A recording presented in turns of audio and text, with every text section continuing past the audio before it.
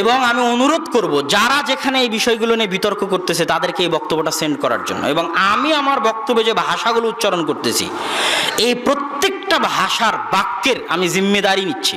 জিম্মেদারি মানে যে কারোর সাথে ইলমি মোনাজারা এবং মোনাকাশা করতে প্রস্তুত আছি। এই বক্তব্য যদি উর্দুতে দেওয়া লাগে তো উর্দুতে দিতে প্রস্তুত আছি।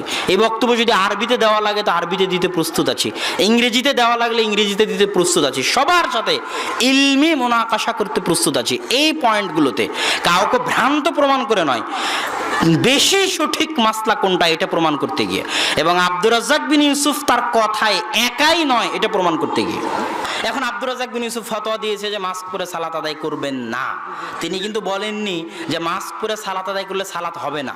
তার শক্ত কথাগুলোকে মানুষ উল্টিয়ে ধরে, ভুল বুঝে উল্টিয়ে ধরে। উনি হেদায়েত করতে চাচ্ছেন। একটা ফতোয়া একটা দাওয়াত, দাওয়াত ভিন্ন জিনিস, ফতোয়া ভিন্ন জিনিস। দাওয়াত ভিন্ন জিনিস, ফতোয়া ভিন্ন জিনিস। আমি এই মঞ্চে বক্তব্য দিতে এসে যদি বলি জোরে আমিন বলার উপর বক্তব্য দিতে আসছি, শোনেন যে আমি কিসের উপর বক্তব্য দিতে আসছি বলেন তো? জোরে আমিন বলার উপর বক্তব্য দিতে এসে এখন সব হাদিসগুলো বলতেছি, শুনেন আহমদ বিন হাম্বাল বলেছে, শাফি বলেছে, মালিক বলেছে, উমুক উমুক বলেছে, জোরে আমিন না বললেও সালাত হবে। এখন এটার উপর বক্তব্য দিতে লাগলাম যে জোরে আমিন না বললেও কি হবে? সালাত হবে। তাহলে একটা মানুষ জোরে আমিন বলবে? হ্যাঁ, আমাকে বলতে হবে জোরে আমিন বলবেন না কেন? আল্লাহ রাসূলের সুন্নাত বলতে হবে আপনাকে, আপনি বলতে বাধ্য, বলবেন না কেন? এখন এই যে বলতে বাধ্য বললাম, তাই আব্দুর রাজ্জাক বিন ইউসুফ জোরে আমিন বলাকে ফরজ করে দিয়েছে। কিন্তু এটা তো আসলে আমি দাওয়াত দিচ্ছি, আমি তো ফতোয়া দিচ্ছি না।